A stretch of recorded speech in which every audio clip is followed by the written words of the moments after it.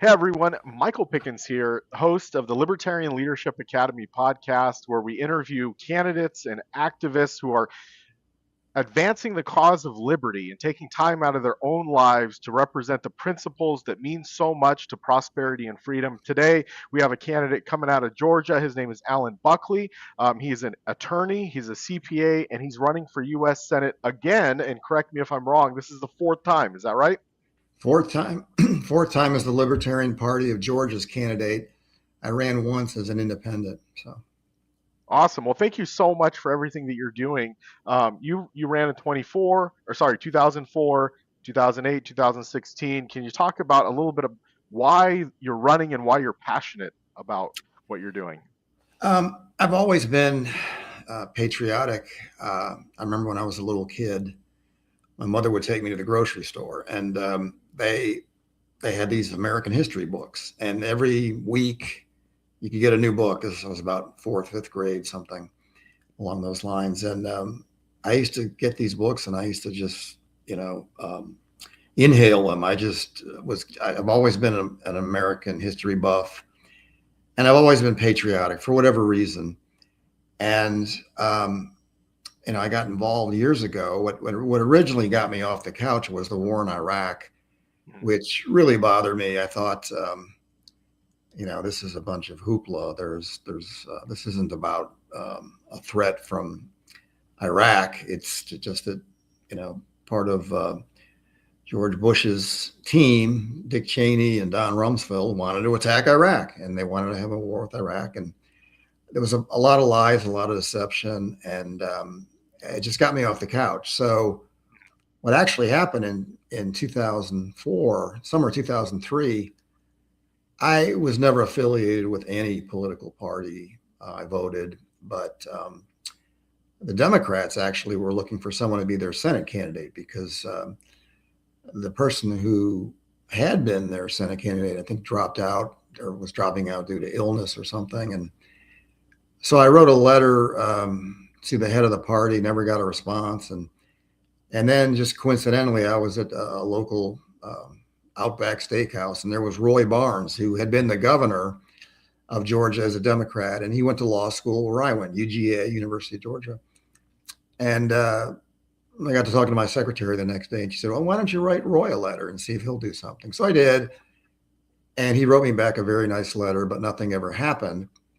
And what happened then was I was, passionate about the debt has always bothered me. I don't believe in government as it is. It's basically turned into like a large corporation with a huge amount of debt and all of these different special interest groups and entitlements that are now about 70% of spending when they didn't even exist 100 years ago.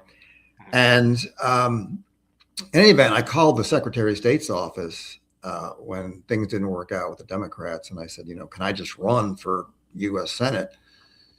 And the woman said, well, no, you'd have to get a petition signed by 1% of the people who voted in the last election. And I said, how many people is that? And she said, it was like, 30,000. I said, well, that's not going to happen. But then she said, but if you were the Libertarian Party's candidate, you'd automatically be on the ballot. And I said, I don't really know much about the Libertarian Party. And she said, well, I can give you the phone number of the head of the party. And so she did. And I called him, and he picked up the phone, which is shocking because even back then in 2003, people just didn't pick up the phone. Now it's gone to an extreme where you can just forget about it. I mean, I myself, unless I recognize the number, I will not pick up the phone. But yeah, same here. But anyways, this guy talked to me, and we talked for, I don't know, half an hour. And later he became a client of mine.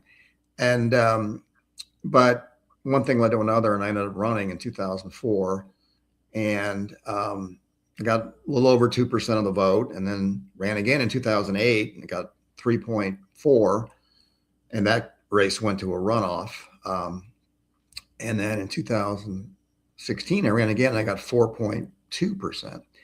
But I've always emphasized the national finances, the debt.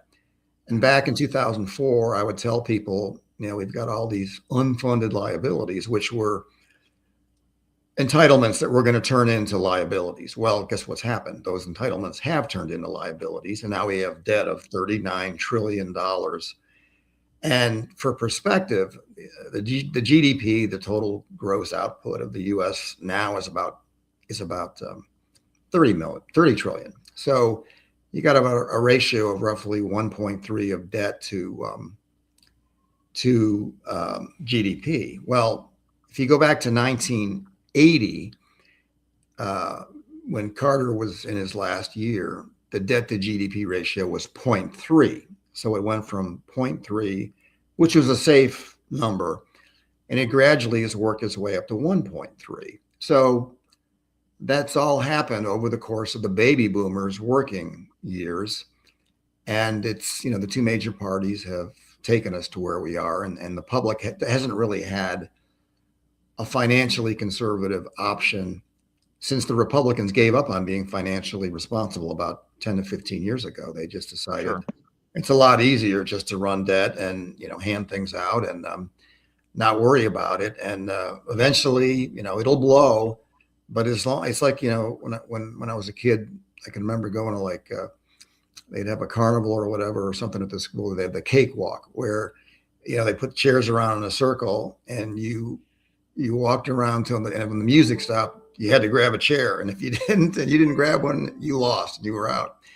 And so they're all just playing, this game of hoping the music doesn't stop while they're in office. And, Donald Trump is the latest and greatest at that.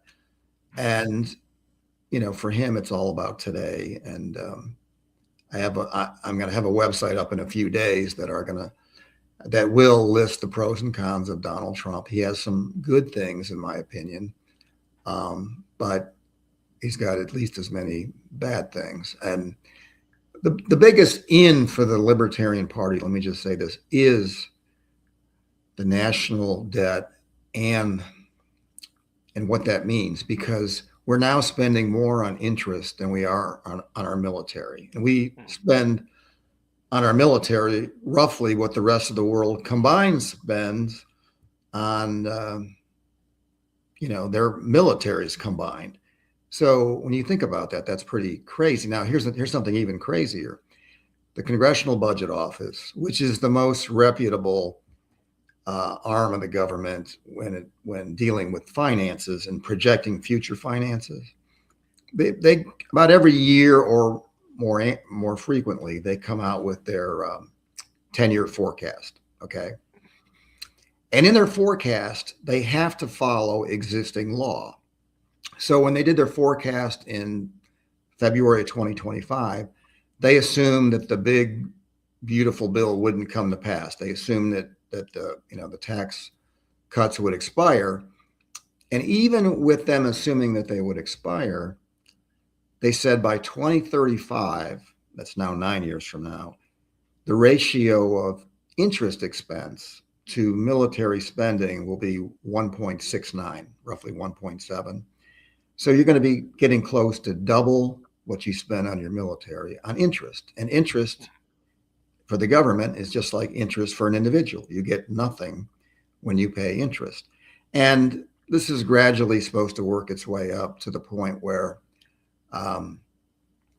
in 2050, interest expense will be more than double military spending. So in reality, though, before then, things are going to blow up financially. Now, when that happens, that'll create a tremendous opening for the Libertarian Party if it's ready and has solutions to the problems.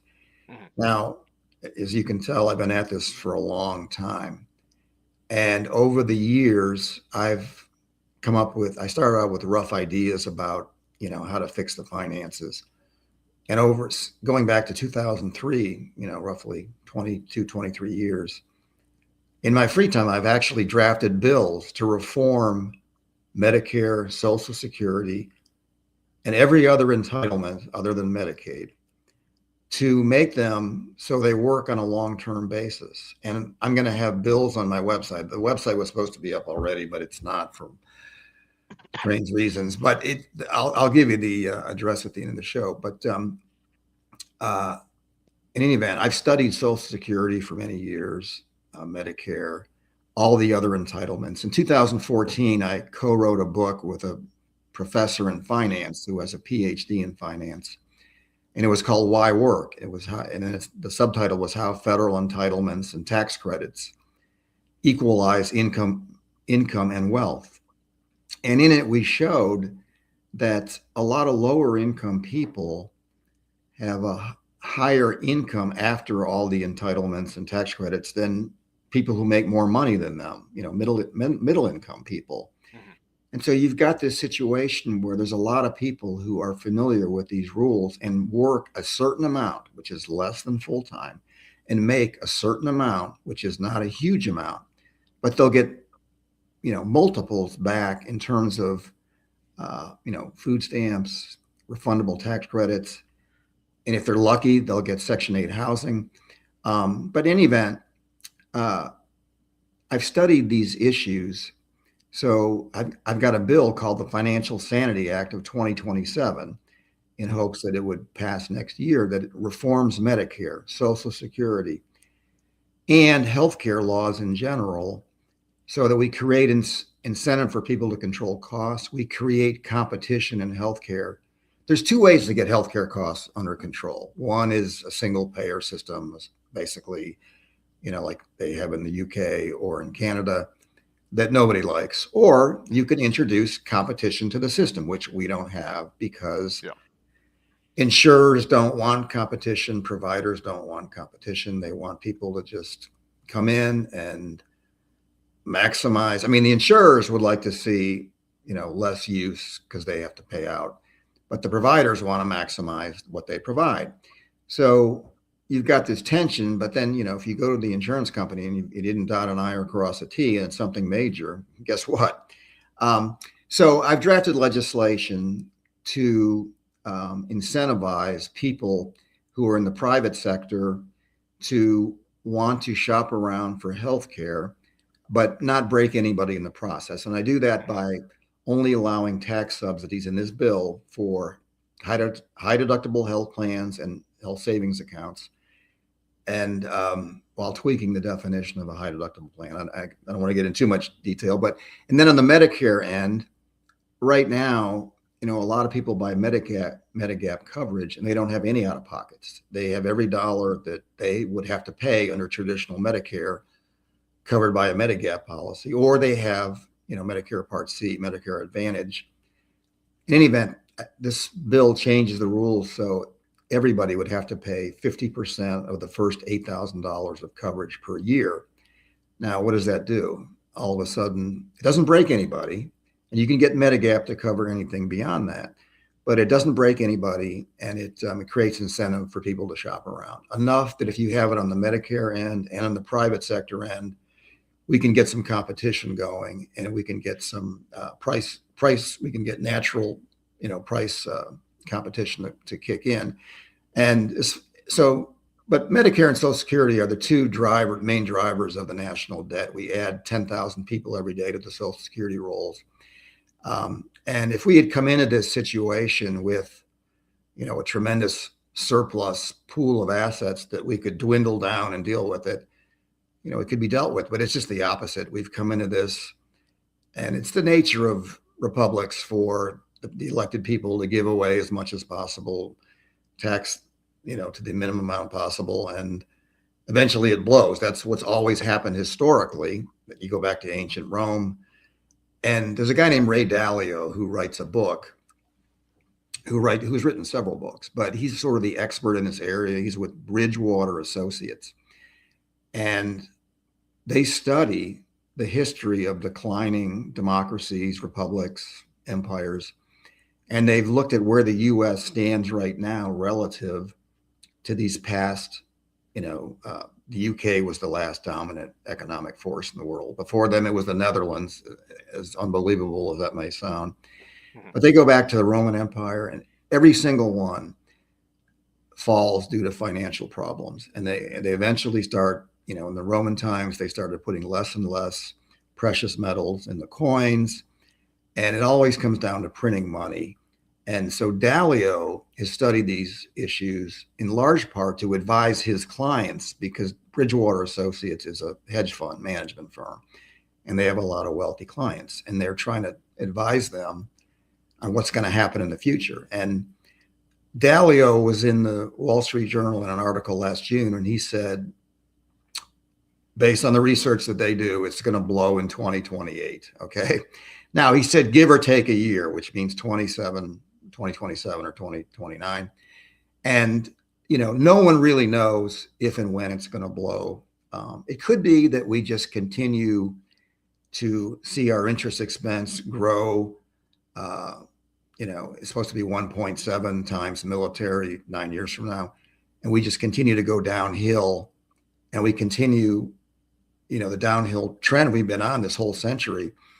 But I think the more likely scenario is if you look at the history of the country, just go back to the turn of the century, and roughly every 10 years, something really bad happens. And the Congress comes in and has a spending blowout and runs huge deficits. You go back to 9/11, which is in 2001. Then you go 7 years later, the Great Recession of 2008. Then COVID in 2020. You're seeing this about every 10 years. Well, in 2020, during COVID, there was a guy named Peter Daszak who was on 60 Minutes. He was is considered one of the U.S. experts on pandemics. And he was on 60 Minutes, I think in 2020 or 2021. And he has a great quote that he says, "You think this is bad? I'm not getting in my bunker right now. We're going to be hit by a much worse one within the next 10 years." Okay. Mm-hmm. That's roughly what he said. Well, if he's correct, and in that 10 years, in the next 10 years happens to be 2028 when Ray Dalio said it's going to blow, what's going to happen is the do nothing Congress is going to do what it usually does. And it's going to suggest, we're going to run huge deficits. The Fed's going to take the Fed rate down to peanuts, and we're going to borrow. But the problem is, okay, unlike in the past, the debt to GDP ratio now, like I explained, is like 1.3. Okay. It's gradually worked its way up from there. And it's at the point now where you can't borrow cheaply. What's very likely going to happen is the market is going to require, it's not going to accept 2, 3, 4%. They're going to want 5, 6, 7. What happens is if you get into those rates, the stock market is going to take a major southward swoon. Okay. If and when that happens, okay, none of this is guaranteed, I'll admit, but I think it's likely. Okay. You got a lot of seniors who have 401ks, IRAs, and there are a number of seniors who just live off Social Security, but there are a lot who have somewhere between $0 to $1 million saved that they have to live off for the rest of their life. And whether they're a couple or a single person, let's say you've got someone who's got $400,000 saved and they're age 68 and they don't have any medical problems. And they, based on their family history, they think they'll live to be 90. Well, if they've got $400,000 and all of a sudden, something bad happens and the market drops by 20%, now they have 320,000. And guess what they're going to do? They're going to stop spending. When they stop spending, when they decide I'm not going to go out and get that new car or that, whatever I was going to buy, and this happens on a mass basis, the market's going to go down further. Okay. And when it goes down further, you're going to see more contraction and you're going to see market prices go down further. It's like a toilet going down. Okay. And the problem is, unlike going back to, like I said, going back to 1980, you had a 0.3 debt to GDP ratio. You could borrow a lot. You could take the Fed rate down to 0 and treasury rates would follow. Okay. You could do that at the turn of the century when the debt to GDP ratio was roughly 0.5, 0.6. You could do that back in 2008 when I'm not sure what the ratio was back then off the top of my head, but it was significantly lower than what it is now. But you can't do that now because it's just gotten too out of hand. And markets will accept only so much. So what happens in the midst of this? Well, let me just tell you this: the Committee for Responsible Federal Budget puts out, and its board is mainly comprised of former people from the House and the Senate who now feel guilty because when they were in there, they just created a mess. And Yep. now that they're out of there, they've joined this Committee for Responsible Federal Budget that talks about how bad all these problems are, and I ran against Saxby Chambliss in 2008, and now he's on the board. And, he knows how bad these problems are, but he didn't do anything about it. Let me take that back. He did join this gang of six, gang of eight. He tried to do something in 2000. I think it might have been 2010, and nothing came of it. That's no surprise, but I'll give him credit for that. But now he's on that board, and they recently, a couple of weeks ago, issued a report saying what a fiscal crisis will look like. And I encourage people to go out there and find this because it's really well written. It's about 9 pages long, and it's got these different, this is if this happens, this is what's going to happen. These different scenarios of how this thing is going to blow. And I know some of the people on the board. Maya McGinnis runs it, or she's the president or whatever. And interesting, I think what's going to happen is if and when this happens, they're going to try to take nominal rates on treasuries down to a certain percent. The treasury rates for years and years, they were really low. They were following the Fed rate. And there's historically been a correlation where they've sort of stayed together. Okay. But there's no legal relationship between them. And at a certain point, that's going to break because the debt gets too much. And, the rationale for why they've been connected is, the Fed rates are virtually, they're overnight rates. They're very low risk. So the treasuries are going to be higher risk than them because they're longer. And, but they've been they haven't always been in lockstep, but largely they have, but that's going to break. So anyways, I recently sent an email to Maya saying, I think the most likely thing is you're going to see an attempt when this thing blows and the interest rates go up to 4, 5, 6, 7%, and the market tanks to wipe out some of the debt. And I think the most likely means that they're going to go about it is to knock down the interest rate on outstanding treasuries. So I think that the average outstanding rate on a treasury now is about 3.3. You've got some treasuries that were issued 5, 10 years ago that are at 1, 2%. And then you've got the more recent ones that are more at like 4 to 5%. So the average is, I know a lot of this is boring. I saw you yawning there. A lot of this is boring, but the reality is if you do that, you would reduce the interest expense, but the market's going to go ballistic when that happens because it's never happened before. And once that happens, I think we're going to have to go to a balanced budget because we're not going to be able to, you don't want to add more debt at that point at 5, 6, 7%. But we need to go to a balanced budget. In my opinion, I'm a moderate libertarian. I firmly believe in balanced budgets. I believe in, I've always looked at the government as kind of being a pot that, we have annual needs. Everybody should pitch into the pot, pay for those annual needs, military, the federal highway system, and then move on to the next year.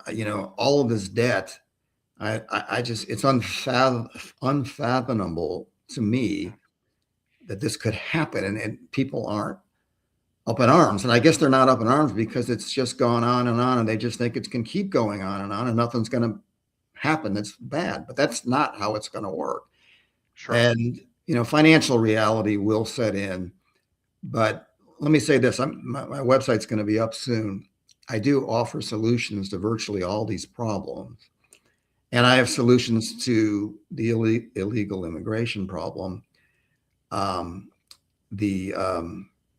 means of a bill to deal with that, to allow in a reasonable number of additional people. We've had a very restrictive immigration set of laws for decades that lets in relatively few ordinary working people. We allow a lot of relatives in through chain migration. And I also have a solution for the people who are here illegally that, kids have a path to citizenship if you were brought here as a kid. If you're a criminal with a felony conviction or etc., you're gone. If you've got a clean record, you can apply for temporary lawful permanent resident status that can become permanent after 7 years. But as punishment, you don't get any of these entitlements these day-to-day entitlements that I've talked about that I try to phase out a lot of them gradually. And you start Medicare and Social Security 3 years later than everybody else. And if you have any history with Social Security, it's wiped clean. You've got to start over. So, but you got to come in and report, and then you get this this benefit. But it's in a bill. And as far as the presidency and the executive branch, I think Trump is just out of control in terms of abusing the power of the presidency. And so I've drafted a bill called the Balance of Powers Restoration Act, and it reduces the power of the president and the executive branch. For example, with respect to tariffs, the Supreme Court's going to take on a case soon dealing with the authority that Trump worked under that is highly suspect. There's got to be a national emergency that the president declares. Well, the statute doesn't say that he's got to be reasonable when he declares a national emergency. So it's kind of a flaw in the statute, I think, and the Supreme Court's going to deal with it. But he's going to move on to there's other statutes that he can try to take advantage of to do this, which are beyond his constitutional authority, that Congress reduced its power and increased the power of the presidency. That's got to be taken back. And so in any event, I do offer solutions to these problems. They involve significant changes to our society, but they work on a long-term basis. And for instance, for Social Security, I gradually push back the retirement age and gradually move it from a pure defined benefit system to a combo defined benefit, defined contribution, moving the retirement age back to 70 gradually. Same with Medicare. And then every decade, starting in 2050, changing the retirement age based on changing life expectancy. So everybody receives benefits over a constant percentage of life expectancy. So if that life expectancy grows and it's 20, it stays 20, and you got to work longer. So in any event, it's a system that's designed to work indefinitely, unlike the system we have now that was created in the 1930s and 1960s and doesn't work indefinitely. And these politicians don't have the guts to come clean with the public and say, our system doesn't work on a long-term basis. It's going to bust. We're all going to be miserable. We've got to make changes. But, I'm going to offer solutions, and anybody out there who's running and would like to, copy my materials are going to be on my website. Awesome. So we only have a couple minutes left, and I do want to ask you a couple more things. So obviously you ran first time in 2004. You've learned a lot for these between there and 22 years later to here run again. What would you recommend to a brand new candidate? Like, we have 500 people watching this. I talk with people wanting to run for office every day. What would you recommend to them? If you're running as a libertarian, be moderate. I'm a moderate libertarian. Okay. Don't say, look at my website. I'm going to have all kinds of materials saying I'm a moderate libertarian. We're not going to get rid of taxes, but let's change the system. And I've got a proposal on there. I did a tax notes article that explains a much simpler system, because the system is so complicated. It's so evasive, and it doesn't tie taxes to spending. I use algebra to produce balanced budgets. Look at my stuff. I'm not saying that to brag, but you don't need to reinvent the wheel. If you don't like my stuff, it at least give you things to think about what you like about what I have and what you don't like. And then you can do your own thing. But I've thought through all of these things because I've studied them. I do a lot of tax work for a living, so I know all about the tax system. I know about employee benefits, pensions. And so, it's going to be Alan Buckley for Senate.com, just the way it sounds. And the 4 is FOR. It should be up in a day or two. I don't know why it's not up already. It was supposed to be up over the weekend, but, take a look. And I've told people, feel free to copy whatever you want. The more people that make these, but the in for the libertarians is the financial situation in the country because the two major parties aren't touching it. And smart people know this is what really matters. I'm talking about rich people because they know if this thing blows, the wealthier you are, the more you're going to lose. Because now, if you're, Elon Musk or some of these rich people, you can go out in public and do whatever you want. If this thing gets really ugly, they're not going to be able to do that. This is going to be like one of these third world countries where you have to have your bodyguards, and your bulletproof car, and it's going to be a whole different world. It's going to be miserable. So a Yeah. lot of wealthy people get this, and this is the in for the party. Take advantage of it. Yeah, so historically, the Democrats I've found to be more honest. They're going to tell you they're going to increase spending. They're going to tell you they're going to increase taxes and steal more of your money. And then the Republicans seem to run for office on the libertarian platform, telling you that they're not going to raise taxes, they're going to lower them, they're going to rein in spending, they're going to balance the budget. And then, as we see, when they get elected, they do exactly the opposite. So they basically lie to us through their campaign. Well, I think they gave up on the whole balanced budget thing about 10 to 15 years ago, realizing we don't need that. It's hard, Yeah. and the Democrats are never going to offer that. So let's just give up on it. Yeah, the country may go down the toilet, but we're just interested in being in power. And that's the reality of it. They're just interested in being in power, and I think very few of them really care about the country at all. It's sad. There's a lot of Yes. people in the general population who care, who are wedded to these two major parties, and it's sad. But this is a great opportunity for the Libertarian Party, if you're moderate, if you're reasonable, to grow. We're not going to get rid of taxes, so give up on that. That's one of the platforms in the Georgia LP, which I've said, that's not logical. And as far as the Fed, my position is their only goal should be stable prices. Um, it's better to have money in the hands. If you're going to have fiat currency, it's better in the hands of the Fed than it is in the hands of Congress. That's what the way I look at it. And So, just Alan, yeah. we're 2 minutes over here, so we're going to go ahead and wrap it up. Joe Okay. Hanush said, "Thank you for running, Alan," and I'm going to repeat that. Thank you for running. I tell all of the candidates that are thinking about running that if they decide to go for it, commit to running a minimum of 3 times because you're going to learn so much over the process, and you're going to get to a point to where you're at, where you're actually writing legislation and putting solutions forward, and everyone is going to learn through this process. So thank you so much for running. I appreciate it. This was a great interview. Okay. Thank you. Yep. And again, your website coming up here in the next few days. Well, Google Alan Buckley, U.S. Senate, because it turns out there may be a problem with the name, but as of right now, it's Alan Buckley for Senate.com, not .org.com. So look at that. If you don't find it, Google me in U.S. Senate 2026, and it should pull up the website. But I highly encourage you to look at these materials. I spent years coming up with this stuff. The numbers work. It all works on a long-term basis, and you don't need to reinvent the wheel. I will definitely be recommending that to anyone running for U.S. House or U.S. Senate across the country. Thank you again, Alan, and I appreciate your time. You're welcome. Take care.